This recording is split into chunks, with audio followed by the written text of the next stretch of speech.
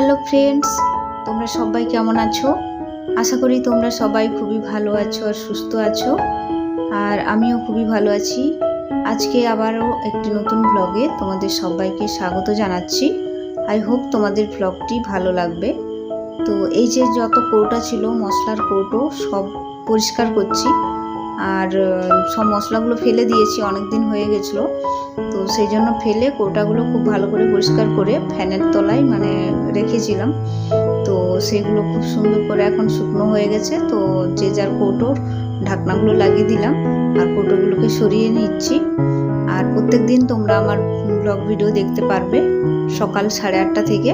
তো অবশ্যই তোমরা আমার ভিডিওর পাশে থেকো, আর যদি ভালো লাগে অবশ্যই লাইক করে দিও। তারপরে এই যে ঘরটা একটু পরিষ্কার করে নেব। তো তার জন্য মাদুরটা পাতা ছিল, সেটা তুলে নিলাম।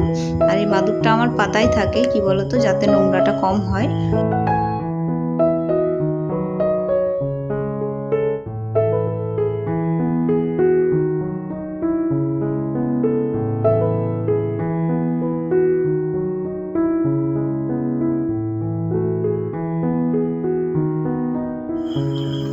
তো ঘরটা খুব ভালো করে ঝাঁট দিয়ে এরপর ঘরটা খুব ভালো করে মুছে নেব।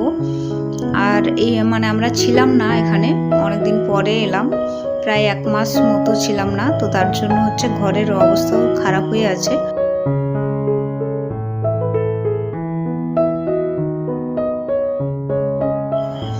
আর আমরা বেশিরভাগটা সময়টাই স্ট্যান্ড ফ্যান চালাই। কি বলতো, সিলিং ফ্যানের হাওয়াটা একটু গরম বলতে খুব ভালোই গরম। তার জন্য স্ট্যান্ড ফ্যান চালাই, সিলিং ফ্যানটা অফ রাখি। আর এই ফ্যানের হাওয়াটা যাই হোক একটু ঠান্ডা লাগে। আর এখনও প্রচণ্ড গরম আছে, গরম কিছুতেই কম হয়নি। বৃষ্টি হচ্ছে ঠিকই, তো অল্প বৃষ্টি হলেও তারপরে যেহেতু যখন রোদটা বেরিয়ে যাচ্ছে প্রচণ্ড গরম লাগছে। তো কিছু করার নেই, গরমের সময় তো গরম হবেই। তো এই বছর যেন মনে হচ্ছে একটু বেশি গরম আছে, তো সহ্য করে নিতে হচ্ছে আর কি। আর তোমাদের সাথে কথা বলে বলে আমি ঘরটা খুব ভালো করে মুছে নিচ্ছি। আর এখন ঘড়ির কাঁটায় বাজে ওই দুপুর 12টা মতো। তো এই 12টা থেকেই আমি কাজগুলো শুরু করলাম। সকালের ব্লগ ভিডিও আনিনি তোমাদের সামনে, আমি দুপুর থেকে ভিডিওটা শুরু করেছি। আর দুপুর 12টা থেকে আমি ভিডিওটা শুরু করেছি। তো দুপুর 12টা থেকে সারাদিনের রুটিন আমি তোমাদের সাথে শেয়ার করব। তোমরা অবশ্যই দেখো, আর যদি ভালো লাগে অবশ্যই ভিডিওতে একটা লাইক করে দিও।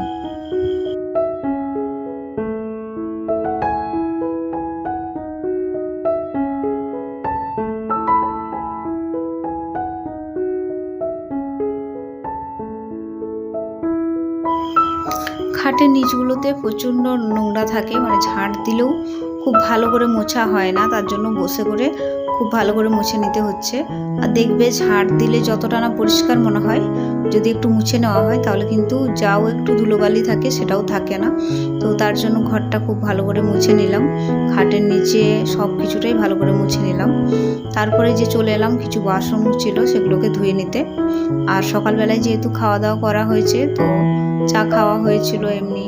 তারপরে আমার হাজব্যান্ড স্কুলে গেল, সে খেয়ে গেছে।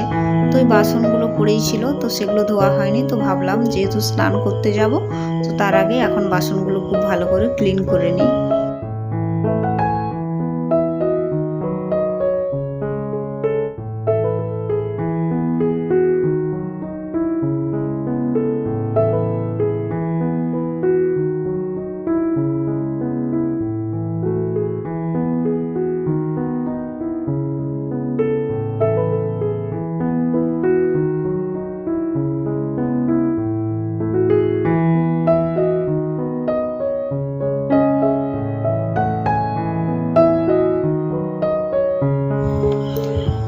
এরপর স্নানটা করে চলে এলাম।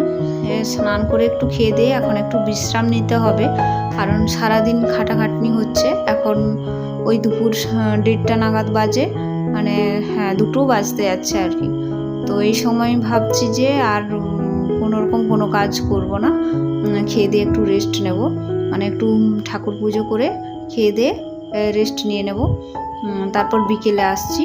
তো ঘুম থেকে উঠে একটু বাজারে গেছিলাম কিছু সবজি আনার জন্য। তো সেই ভিডিও তোমাদের সামনে তুলে ধরতে পারিনি। তোমরা যদি ওইরকম ভিডিও দেখতে চাও অবশ্যই আমাকে কমেন্টে জানিও। তারপরে এসে এই যে ভাতটা বসিয়ে দিলাম। আর রাত্রেবেলা আমরা এখন একটু ভাত খাচ্ছি, যেহেতু গরম তাই রুটিটা খাচ্ছি না, শীতকাল হলে রুটিটা খাওয়া হতো।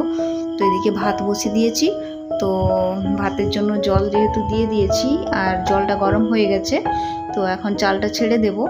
আর আজকে কি রান্না হবে সেটাই ভাবছিলাম, তো দেখলাম সেরকম কিছু খেতে ইচ্ছা করছে না গরমে। তো তারপরে মনে হলো যে না, একটা ডিম সেদ্ধ করতে দিয়ে দিই, ডিম আর আলুর ঝোল করে দেবো। আর সেরকম কোনো রান্না করব না, ডিম আলুর ঝোল আর ভাত, ব্যাস। আজকে এই দিয়েই আজকে আমাদের বেরিয়ে যাবে।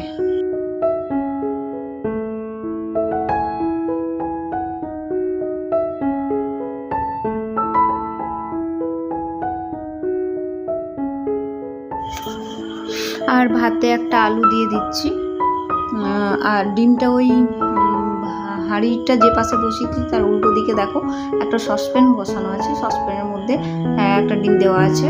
আমার হাজব্যান্ড ডিম খাবে না, আমি খাবো, তো তার জন্যই আর কি। আর ওর জন্য আলু দিয়ে দিলাম ভাতে। ও বলছে যে আমার শরীরটা ভালো লাগছে না, ঠিক আছে, তার জন্য। আর এদিকে দেখো ডিমটা ভেজে নিচ্ছি, আলুটা। আর আজকে তরকারি ডিম আলু। তো যদি ভালো লাগে অবশ্যই ভিডিওতে লাইক করো। আজকে আমি এখানেই বিদায়।